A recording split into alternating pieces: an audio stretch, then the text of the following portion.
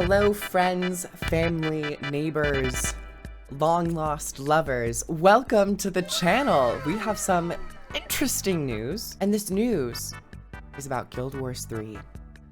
Yes, we said Guild Wars 3. Yes, we did.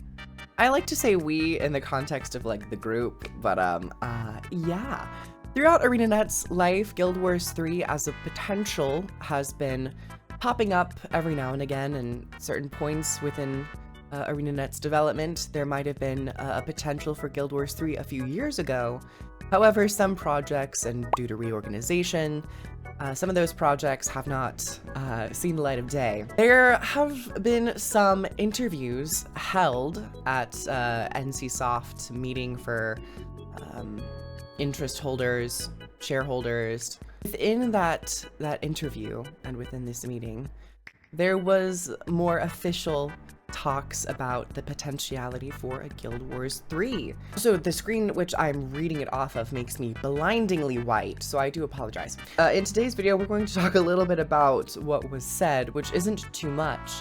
However, it's going to be a little bit more of a exercise in improv and imagination as to what Guild Wars 3 could be, and what this might mean for us as Guild Wars 2 players. So the article is titled, NCSoft TJ holds Google meeting. BM holds shareholders meeting, full text of Q&A. Now this was originally written in Korean, and I am utilizing the Google's Korean to English translation to read this. So there are a couple layers of, not the most accurate journalism and reporting going on here, but then again, this is the internet. So I'm going to talk about the very first paragraph because I think it gives better context as to who is speaking, and then we're going to jump to the section with Guild Wars 3. So it reads, NCSoft held a regular general shareholders meeting on the 28th. On this day, CEO Kim Takjin, TJ, did not attend the shareholders meetings due to business related to Google in the United States, and Park Byung-moo, BM, an outside director, acted as chairman in accordance with regulations. The two co-representatives appear to be in charge of conducting business meetings and general shareholders meetings, respectively. So it's not coming from the CEO, it is someone acting in place due to the CEO being away for business. Oh, that is another element to keep in mind on top of the translation. Let's jump down to the section where they talk about NC West, kind of as a whole, and within this they talk about ArenaNet and the projects that they are working on and are responsible for. So the question is, NC West has been running a deficit for 8 years, and I don't understand why the person in charge remains the same. Acting Chairman Park Byung-moo responds, NC West's deficit issue is not something that should be looked at solely based on numbers. Personally, as I have been moving NCSoft for 17 years, I have seen NC West also undergo various reorganization efforts. Originally, NC had 6 studios in the United States, and the work was done to organize the 6 and integrate them into one ArenaNet. Although additional costs were incurred in the process, it ultimately resulted in a competitive ArenaNet. Rather than looking at the deficit as a number, NC contributed to strengthening competitiveness in the United States. ArenaNet has a meaningful IP called Guild Wars, and after Guild Wars 2, they're currently working on Guild Wars 3. Looking at this process, we have considerable competitiveness.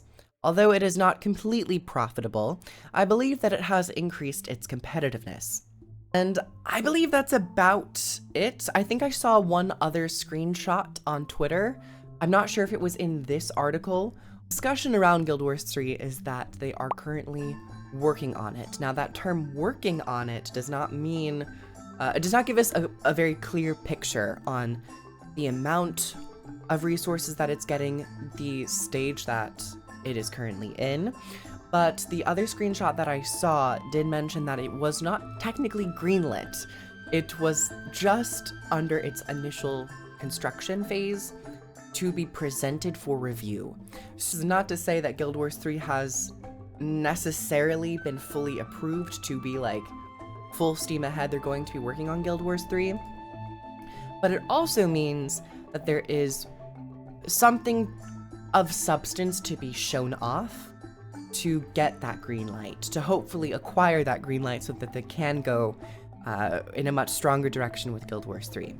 Granted, the behind-the-scenes work of developers and game studios is very foreign to me, so I'm not sure if this is something that, oftentimes, wheelhouse, you start up a project to present, it gets rejected, you start working on another project very quickly, it gets rejected. I'm not sure how that all works out, or how long they have already been working on this, which, how much time is required to then present, a product for review. This is but another time where the mutterings of a title known as Guild Wars 3 has been in the air. There was some time back in like 2019, 2018, where there was reorganization efforts, where some of the higher-ups had mentioned talks of Guild Wars 3, which fell through. So it's interesting to see that they are continuing to go in this direction of the Guild Wars IP. And that presents the question to us, or the greater question that I like to think about, is Guild Wars 3 a good direction to go down, to continue with this sole IP, or would it have been perhaps better to branch off into another IP and into another universe that perhaps attracts other players or touches on different themes or aesthetics? To that question, I don't know the answer. However, being as someone who really loves Guild Wars and loves the aesthetic of Guild Wars and particularly loves MMOs, I do have a little bit of a bias to be more interested in something with an established IP such as Guild Wars that I have already fallen in love with. So it's not as much of a gamble to branch off into a new IP and try to fall in love with that storyline, with that type of game. So I'm fully in support of it. I'm excited about the potential for Guild Wars 3. And I think as we are moving further and further into the next generation of games and MMORPGs, particularly with improvements to Unreal Engine 5 and, further graphical enhancements and technology is an ever forward-marching machine, starting to settle into me that it might be a smart decision to begin working on another product, on a more modern product that can be marketed in the modern sphere, and not just an older game such as Guild Wars 2, as it is technically older, an older game such as Guild Wars 2 that hasn't quite reached the grip within the MMO community, such as World of Warcraft has, or Final Fantasy XIV. Guild Wars 2 is certainly popular, but it doesn't necessarily have that strength to hold on for as many years as something like World of Warcraft has, in my opinion. Continue to pop up in the zeitgeist of gaming, in the minds of gamers. It might be a smart decision to begin shifting to working on a Guild Wars 3, where you can present it with a more modern coat of paint and hopefully appeal to a more modern gaming culture and gaming climate. So that's one element that I was thinking about in terms of if Guild Wars 3 is a smart decision or not. It also begins to raise the question, what about Guild Wars 2? And how is this going to play in the equation of presentation of Guild Wars 3 and the potential green lighting of a Guild Wars 3? Well, they are shifting the expansion process for Guild Wars 2, as we've known, with Secrets of the Obscure, to be more one-shot stories that can be planned out and executed within a year time frame. This change of expansion style, I think, allows them the ability to work on another game and continue to create products for Guild Wars 2 and create memories and adventures. And I think this is particularly smart because if we're looking at the history of Guild Wars 1 to Guild Wars 2, I believe, I wasn't technically playing a lot of Guild Wars 1 back then, but I believe a lot of the efforts and resources were shifted to Guild Wars 2 almost immediately. And Guild Wars 1 received updates. They did receive updates, but it wasn't necessarily substantial. But most of the efforts were in Guild Wars 2. And I think while you are producing a new game, it is very smart to leave, or I don't want to say leave, it's almost like abandoning, but to allocate a team to create content for that game so that you can maintain that community and continue to create those adventures and that entertainment, because at the end of the day, the job of a game is to entertain, and with a live service game such as an MMO, for it to be left unattended to is not a great sign. And not even MMOs, we see that with like live service games such as Overwatch, that when left unattended, they completely die. And it can be very difficult to resurrect something if you make such a sharp pivot. So I think a more modern example such as Overwatch is a good cautionary tale for studios when it comes to completely jumping from one project to another. And I think with what we're getting for Guild Wars 2, they are currently working on expansion 5, and potentially, you know, we're going to get expansion 6 and 7 or 8, however many expansions we're going to receive before we get a new game, be it Guild Wars 3 or a different IP, however the cookie crumbles. I think for Guild Wars 2, this expansion system is the wisest choice. It will keep us engaged, it will keep us coming back to Guild Wars 2, and the nature of Guild Wars 2 is so free-flowing, and there's never really a gear treadmill. Everything that we have in game is going to be the most powerful it will be in terms of gear, and it's very evergreen content, meaning that someone could come in 2 years from now and play through the entirety of Guild Wars 2 and acquire everything that they want and need out of the game. So I think Guild Wars 2 is in a great position for that. I think Guild Wars 2 as an MMO, particularly as an MMO, is probably the best game that ArenaNet could ask for when they want to go off and do another project.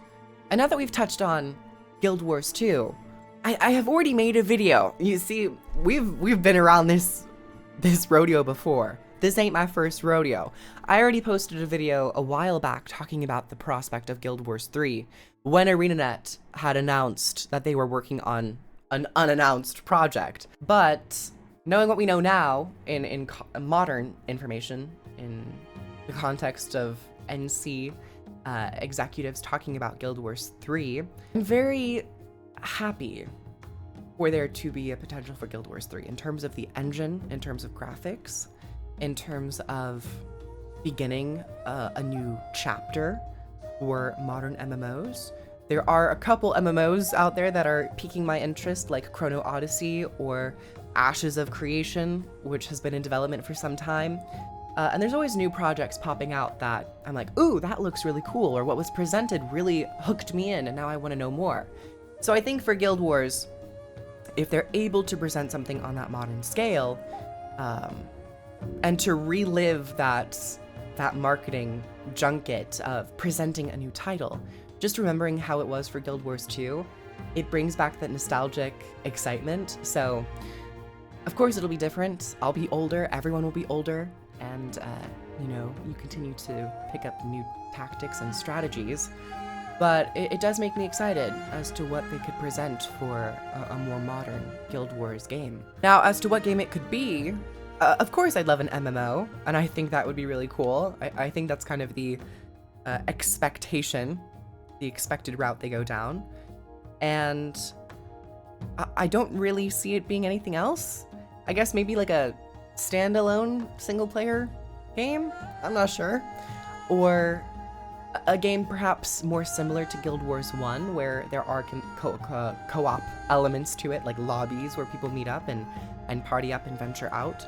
I think that would also be interesting, but I think what would be really cool to see them continue to grow in this sense is if a truly open world, where it's very few loading screens, very few hubs, and it's much more organic, like we see with other MMOs like World of Warcraft or Final Fantasy XIV. Then again, there are, you know, the restrictions for servers and, you know, server size. I think that would just be a logical progression, you know, going from Guild Wars 1, which is very small, hub-centered, and then you party up with like up to 8 other players and you just play with them and go out into the world. And then we get to Guild Wars 2, where it's much more map concentrated with instances between the maps. which holds many more players compared to Guild Wars 1, and then to Guild Wars 3, would we see a further increase in that situation? Another thing with Guild Wars 3 is I just hope that they have if there is this headcanon of Guild Wars 3, I hope it's more structured in terms of its PvE systems and also role system. I think Guild Wars 2, starting out, they tried to do that like, oh, there are no roles in Guild Wars 2. Everyone is like fending for themselves, which I actually think kind of backfired and bit them in the ass a little bit when it came to constructing PvE and also just how players interacted with the PvE in the game. It kind of was a little flat. And then I think they realized this, they created raids and fractals, and then they started to pivot the balancing to incorporate more healing, more supportive elements. They tried to do tanking for a little bit, they kind of gave up on that. But I actually think roles really help an MMO when you are thinking about it in terms of like an endgame perspective. And when you're playing with a lot of people, you kind of want to divvy up roles, because then everyone can play what they want to play, fulfill what they want to fulfill, and you have that synergy between a large group setting. If there is another Guild Wars 3, I hope they don't try to do a Guild Wars 2 again. They're like, yeah, no one has roles. However, I love the flexibility of Guild Wars 2's class system, so I don't want that to go away. I think they've really achieved a great quality of being able to build your class into a particular role, as it is right now in the game. So that's like my other headcanon for Guild Wars 3 is like, that's all I'd really want, a solid class system. I don't really want to talk about too much of headcanon stuff because we could be here for hours. And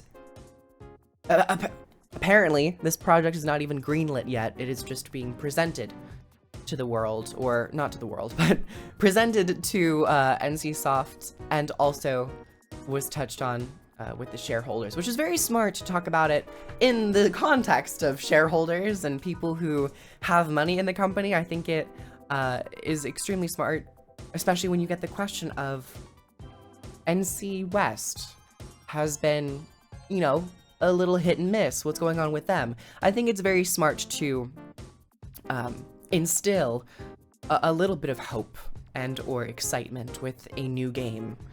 Particularly now that it's getting to 2024, 2025, and I doubt that we would see a Guild Wars 3 until like 2028 to 2030, around there, depending on the size of the game or how large they want to make it, or their plans. So there's just a lot of questions, comments, and speaking of comments, comment down below.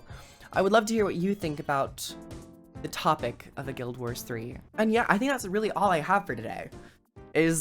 There is now official talks of a Guild Wars 3, which is exciting.